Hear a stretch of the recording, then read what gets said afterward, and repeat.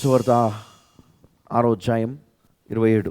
క్షయమైన ఆహారము కొరకు కష్టపడకుడి కానీ నిత్య జీవము కలగజేయు అక్షయమైన ఆహారము కొరకే కష్టపడుడి. హల్లెలూయా. దేనికోసం కష్టపడాలంట? నిత్య జీవమునిచ్చు అక్షయమైన ఆహారము కొరకు కష్టపడుడి అన్నాడు. కొన్నిసార్లు నీకు కష్టం అనిపించవచ్చు ప్రార్థన చేయడం, దేవుని మందిరానికి వెళ్ళడం కష్టం అనిపించవచ్చు, దైవజనుని మాటలు వినడం కష్టం అనిపించవచ్చు. కానీ నువ్వేం చేయాలి? కొంచెం ఓర్చుకోవాలి. కొంచెం ఓర్చుకొని నీవేమి చేయాలి? అక్షయమైన ఆహారము భుజించడానికి ఎదురు చూస్తూ ఉండాల, కష్టపడుతూ ఉండాల. హల్లెలూయా. 28వ వచనం చదవమా. వారు మేము దేవుని క్రియలు జరిగించుటకు ఏమి చేయవలనని ఆయన అడుగగా, యేసు ఆయన పంపిన వాని యందు మీరు విశ్వాసం ఉంచుటయే దేవుని క్రియ అని వారితో చెప్పాను. ఏమన్నాడు? ఆయనను పంపిన వాని యందు మీరు విశ్వాసం ఉంచుటయే ఏమంట? దేవుని క్రియ అని వారితో చెప్పాను. ఆయనను పంపిన వాని యందు విశ్వాసం ఉంచుటయే అని మరి తెలియజేస్తా ఉన్నాడు. దేవునికి మహిమ కలుగునుగాక. 32 ఏమన్నాడమ్మా? కాబట్టి యేసు పరలోకము నుండి వచ్చు ఆహారము మోషే మీకు ఇయ్యలేదు, నా తండ్రియే పరలోకము నుండి వచ్చు నిజమైన ఆహారము మీకు అనుగ్రహించుచున్నాడు. ఏంటంట? నా తండ్రియే పరలోకము నుండి వచ్చు నిజమైన ఆహారం మీకు అనుగ్రహించుచున్నాడు. పరలోకము నుండి దిగి వచ్చి లోకమునకు జీవమునిచ్చున్నది దేవుడు అనుగ్రహించు ఆహారమై ఉన్నదని. చూడండి ఏంటంటమ్మా? పరలోకము నుండి దిగి వచ్చి లోకమునకు జీవమునిచ్చినది దేవుడు అనుగ్రహించు ఆహారమై ఉన్నదని మీతో నిశ్చయముగా చెప్పుచున్నానని వారితో చెప్పెను. కావున వారు, ప్రభువా, ఈ ఆహారము ఎల్లప్పుడూ మాకు అనుగ్రహించుమనిరి. చాలమ్మా. ఈ పరలోకము నుండి వచ్చినది, మనుషుల కొరకు దేవుడు సిద్ధపరిచినది, మనకు కావాలా, ఇది వీరికి అవసరం అనుకున్నది ఏంటిది అంటే అది ఎవరో కాదు, యేసుక్రీస్తే. అందుకు యేసు వారితో ఇట్లా, నేను జీవాహారము నేనే, నా యొద్దకు వచ్చువాడు ఏ మాత్రమును ఆకలిగొనడు. హల్లెలూయా. నా యందు విశ్వాసం ఉంచువాడు ఎప్పుడునో దప్పికొనడు. హల్లెలూయా. ఇప్పుడు ఒక వ్యక్తి తనకు ఏదైనా ఒక సమస్య ఉంది, క్యాన్సర్తో బాధపడుతున్నాడు అనుకుందాం. ఆ క్యాన్సర్ ఎక్కడ పోయినా బాగా కాలేదు. అది యేసుక్రీస్తు దగ్గరికి వెళ్ళినప్పుడే మనం ఒక వ్యక్తిని మనం చూసాం. ఎవరు? లాజరు. ఆయన చనిపోయాడు, ఎవరేం చేయలేకపోయినారు. అక్కడ సమాధి చేశారు. యేసుక్రీస్తు వచ్చాడు అక్కడికి. వచ్చిన తర్వాత ఆయన పేరు పెట్టి పిలిచాడు కదా, లాజరు బయటికి రా. వెంటనే ఆయన బయటికి వచ్చాడు. అందరూ భూతం అనుకున్నారు, పరిగెత్తారు. కానీ యేసుక్రీస్తు మరి ఆయన పేరు పెట్టి పిలవగానే ఆయన చనిపోయినటువంటి వ్యక్తి మరి బయటికి రావడం జరిగింది. అంటే శాశ్వతముగా ఆ మరణాన్ని కొట్టివేశాడు. శాశ్వతముగా ఆయనలో నుండి ఆ మరణమును తీసివేసి ఆయనను బ్రతికించాడు. అంటే ఆయన జీవితంలో మళ్ళీ మరణము వచ్చి ఉండొచ్చు, కానీ అది మనకు తెలియదు. కానీ అప్పుడు మట్టుకు ఆయన తిరిగి బ్రతకడానికి కారణం ఏంటంటే మరణాన్ని ఆయన కొట్టివేశాడు, మరణాన్ని తీసివేశాడు, మరణాన్ని ఎత్తివేశాడు. కాబట్టి తిరిగి ఆయన బ్రతికాడు, సమాధిలో నుండి బయటికి వచ్చాడు.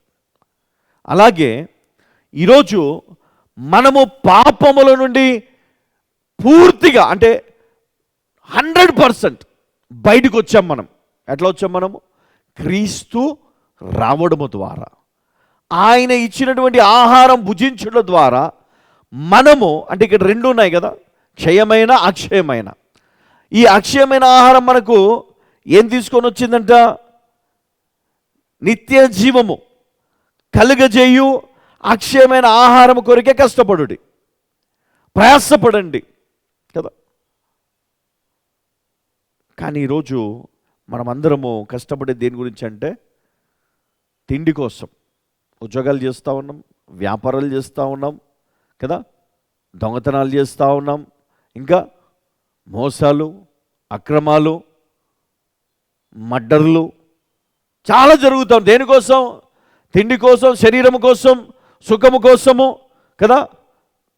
ఇవన్నీ దేనికి పనికొచ్చేటి? ఇవన్నీ ఇవి నిత్య జీవానికి తీసుకుపోయేటి కాదు, ఇవి నరకానికి తీసుకుపోయేటి.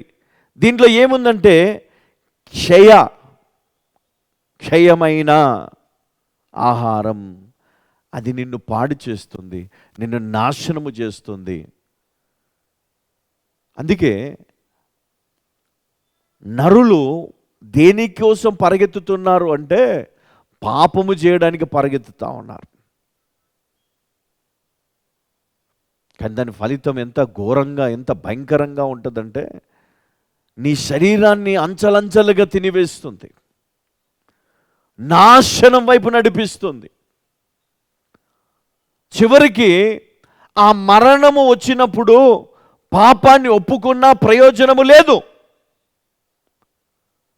నువ్వు బాగున్నప్పుడే, నీ జీవితం మంచిగున్నప్పుడే నువ్వు రక్షణ పొందాలా, మారు మనసు పొందాలా కదా. కొంచెం సుఖం కోసము నువ్వు ఏం చేస్తా ఉన్నావు? దేవుణ్ణి నువ్వు పక్కన పెడతా ఉన్నావు కదా. నీ జీవితాన్ని నాశనము చేసుకుంటున్నావు. అందుకే దేనికోసం కష్టపడకండి, క్షయమైన ఆహారము కొరకు కష్టపడకుడు కానీ నిత్య జీవము కలుగజేయు అక్షయమైన ఆహారం కొరకే కష్టపడుడి. మనుష్య కుమారుడు దానిని మీకిచ్చును. ఎవరిస్తారు? మనుష్య కుమారుడు యేసుక్రీస్తు నీకు అనుగ్రహిస్తాడు. కాబట్టి క్రీస్తును నువ్వు కలిగి ఉండాలి, ఆయనను వెంబడించాలి, ఆయనకు నువ్వేమి చేయాలి? లోబడాలా. హల్లెలూయ. లేకపోతే మన జీవితంలో ఏముంటుందమ్మా? నెమ్మది ఉండదు, సమాధానం ఉండదు, నిరీక్షణ ఉండదు, ఏముండదు. మరి అటు నిరీక్షణ దేవుడు మనకెప్పుడు ఇస్తాడంటే మనము మన జీవితాలను పూర్తిగా మార్చుకొని మారు మనస్సు పొంది క్రీస్తు వైపు తిరిగి ఆయనను వెంబడించుట ద్వారా మన జీవిత కాలమంతా కూడా నీతిని అనుసరించుట ద్వారా.